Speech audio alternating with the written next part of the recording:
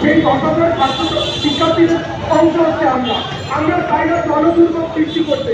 এই জন্য পিএসসিকে আমরা বারবার বলেছি আমাদের একটা লিখিতর জন্য যৌক্তিক দাবি সময় দেওয়ার জন্য, শান্তিপূর্ণভাবে অনেকবার করার জন্য আমরা পুলিশের কাছে অনেকবার বের পেয়েছি, তারপর আমরা শান্তিপূর্ণ অবস্থানে আছি। আজকে কয়েকদিন আগে আমাদের আসিফ নজরুল স্যার দেখছিলেন, দেখে বলছিলেন যে তোমরা কি 15 জানুয়ারি পরীক্ষা দিতে রাজি আছো কিনা।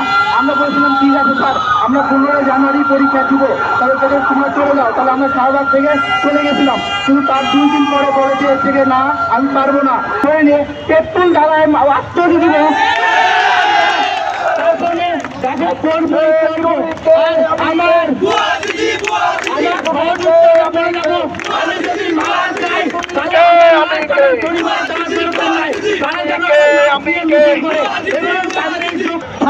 তারা বললো যে তোমাদের লিখিত পরীক্ষা 27 নভেম্বর, আর কিন্তু তার 3.5 মাস পরে আবার তার পিজি পরীক্ষা।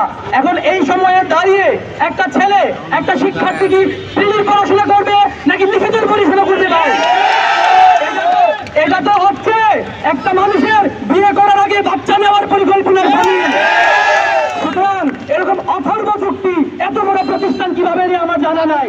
উপস্থিত হয়েছে আমরা সবাই 47 প্রিলি উত্তীর্ণ প্রার্থী। আমাদের রিটার্নের জন্য যে যৌক্তিক সময়, সেই যৌক্তিক সময়টা আমাদেরকে দেওয়া হয়নি, তার জন্যই আমরা প্রায় 1 মাস ধরে আমরা রাস্তায় রাস্তায় আন্দোলন করে যাচ্ছি। আমরা পরীক্ষা আমাদের পড়ার টেবিলে আমরা ফেরত যেতে পারছি না। আমাদের পিএসসি আমাদের সাথে একটা বৈষম্যমূলক আচরণ করেছে। আমরা এখনও আমাদের সেই একই দাবির পক্ষে অনড়। পিএসসি সেই স্বৈরাচারমূলক আচরণকে আমরা কোনোভাবেই মানব না।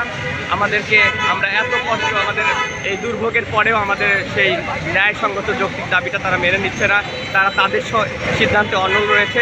তারা যাচ্ছে যে কোনো মূল্যেই। শিক্ষার্থীদের মনে হচ্ছে তাদের রক্তের উপর দিয়ে তারা গিয়ে 27 তারিখে পরীক্ষা নেবে। তাদের পিএসসির রোডম্যাপ অনুযায়ী তারা বলছে 27 তারিখ পরীক্ষা নেবে। আজকে অলরেডি 25 তারিখ, আমরা আজকে এখনও রাস্তায় রয়েছি। আমরা কিভাবে তাহলে পরীক্ষায় অংশগ্রহণ করব? তাই আমরা সবাই চাই আমাদের জন্য একটা যৌক্তিক সময় দেওয়া হোক এবং নতুন করে আরেকটা রুটিন প্রকাশ করে আমাদেরকে পড়ার সুযোগ দিয়ে, আমাদেরকে পড়ার টেবিলে ফেরত দেওয়ার সুযোগ দিই। ধন্যবাদ। যদি সেই ক্ষেত্রে পিছিয়ে না দেয়, আপনাদের কি পিছিয়ে না দিলে আমাদের পরবর্তী কর্মসূচি আমরা সবাই পরীক্ষা অর্জন করব এবং আমরা এর শেষ দেখে ছাড়ব। আমরা এই স্বৈরাচারমূলক আচরণ কোনোভাবেই আমরা মানব না। আমরা প্রয়োজনে সবাই একযোগে এই 47 সিটের পরীক্ষা বর্জন করব এবং আমরা রাজপথে আন্দোলন চালিয়ে যাব পরীক্ষার শেষ দিন পর্যন্ত।